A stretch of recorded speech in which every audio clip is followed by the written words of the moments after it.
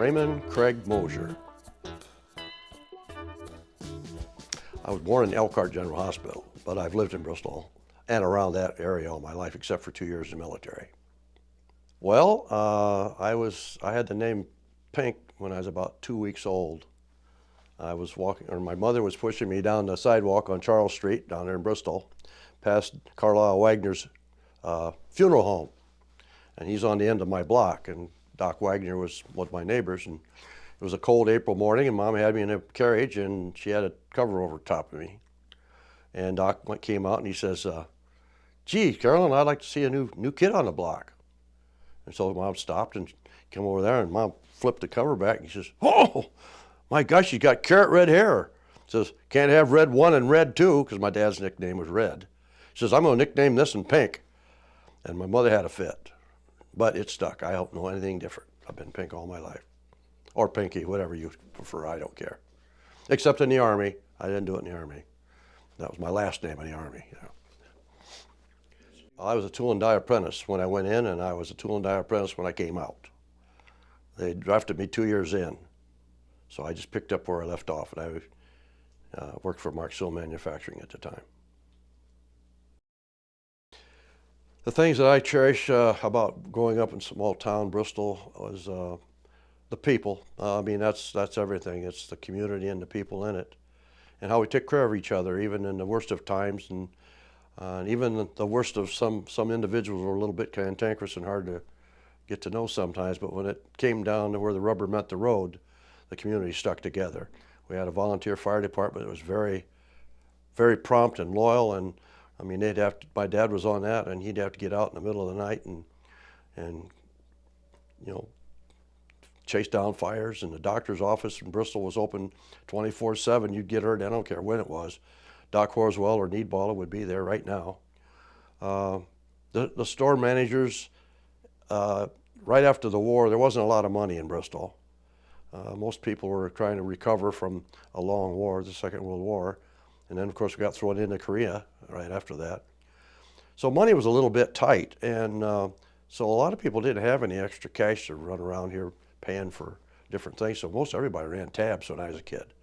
And the local stores would just write you out a little tab, and you pay them when you could or pay a part of it during the month. So you kind of run a running account with them. You know, when they didn't charge interest, there was no such thing. But they would help people out that, you know, maybe they didn't have $2 this week for the loaf of bread and the milk and the eggs and the meat they needed for the week. That's when you could live off $2. But anyway, it was, yeah, we took care of each other. And even the people that seemed like they didn't get along all that well, when it came down, it's kind of like good brothers, nice brother, or maybe brothers, period. You may not get along as brothers worth anything, but as soon as somebody picks on the other one, well, everybody jumps on, you know, your other brother's going to jump right in there and take your part.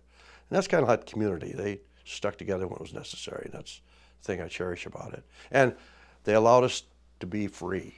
I was a free child in Bristol. I got to experience life, break arms, skin knees, whatever. And there was no helicoptering, you know. We were allowed to grow up and get our bangs and our bruises and learn the hard way. And I think sometimes that's the best way. I've never regretted that. And I think that's something that has kind of went by the wayside. We were fishermen and hunters and shoot guns and just everything. We could just grow up. People got hurt. A couple people got killed. But in retrospect, it's still a better way to grow up than to be afraid of your human shadow or not having to handle anything. So,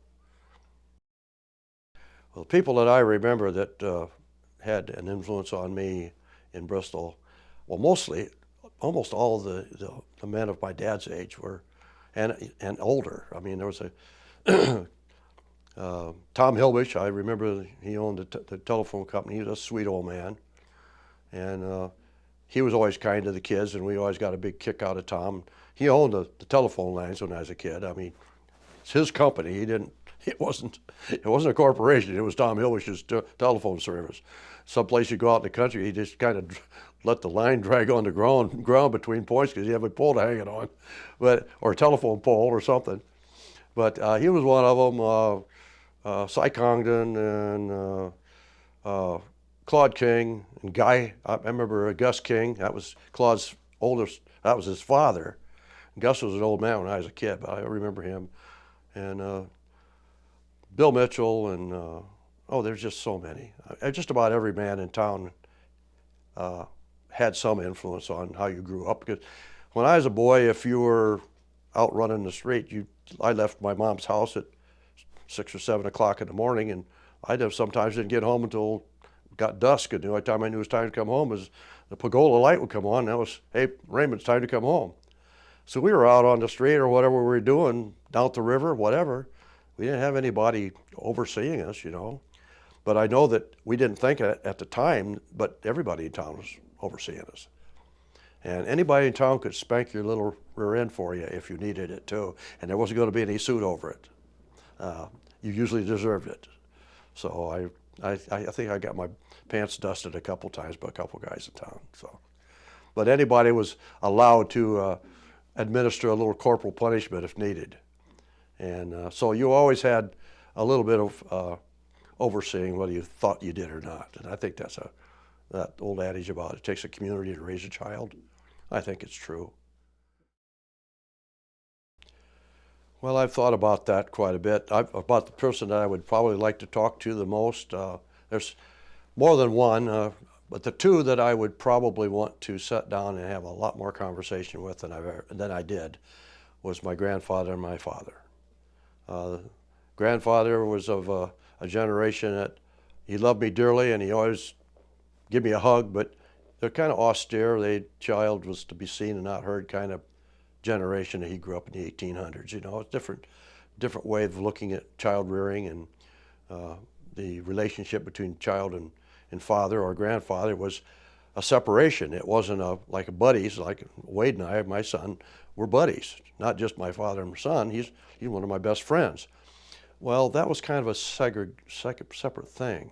They were, but they weren't. They never let the friendship get in the way of a good reprimand if you needed it. But I never had the opportunity to really sit down and talk to my grandpa. And he had so much to tell. I mean, he was born in 1872. He knew Buffalo Bill.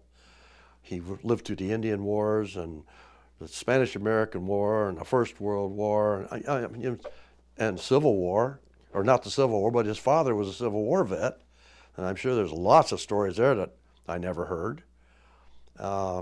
Yeah, I just feel like I missed out on an awful lot just because I was young, you know, really. You don't think about it. It's kind of retrospective.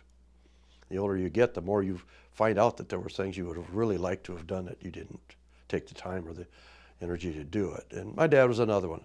I love my dad, and I know he loved me, but you know, I really didn't know my dad.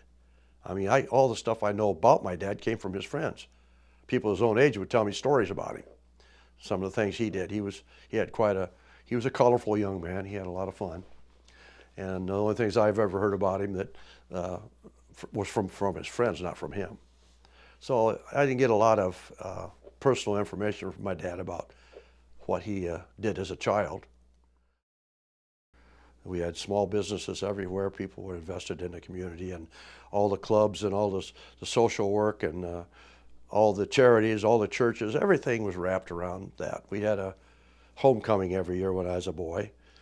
And part of that homecoming was the community got together, and most of the homecoming was based on clubs and community organizations that put on special little places to raise money for charities or for their own livelihood, you know. And so it was a community effort, and so everybody contributed and got an opportunity to get to know the interests of some of your townspeople and your kids, and you know, it's just, but it's all wrapped around your children, and I think that's the big thing.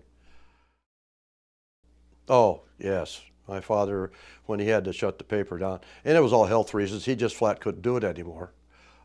People don't realize it, but being a hot metal newspaper man, you worked. It was a very heavy job.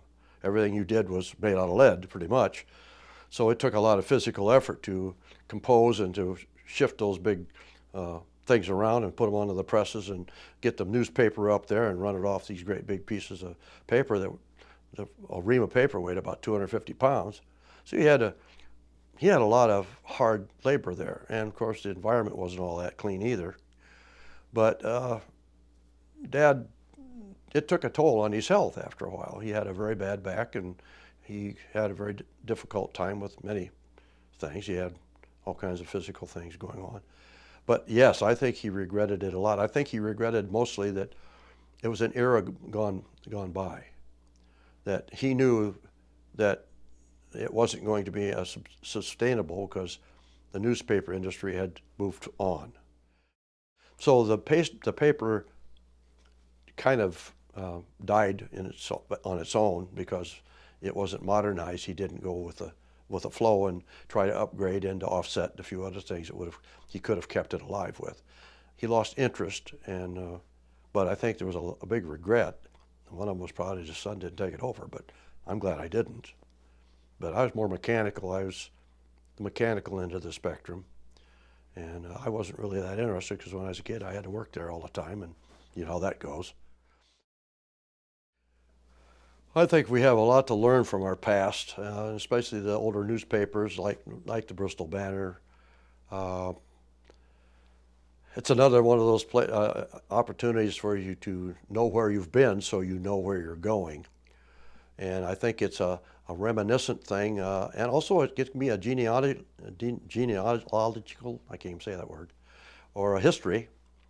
And I think that because of the opportunity to go and read about past history, we can see how society operated back in a different time, and then we got some kind of a comparison so that we can judge where we're at today, and if we would like to make some alter or changes, it would be positive for the community we live in.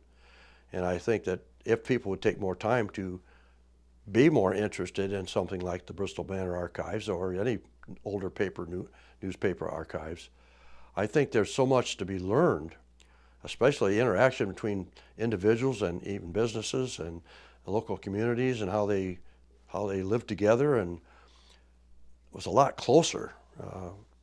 It's just like where I live right now. I've lived in the same little community up just north of Bristol for 47 years. And I have quite a few people on my road.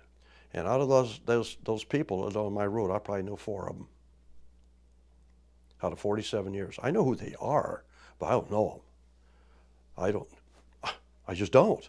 So I think that we've kind of pushed ourselves into a closet through whatever means we've decided to, whatever direction we decided to take, because I think that there's a lack of the communal system that we used to have that we are now lacking, and we fill it with stuff that's just not all that important.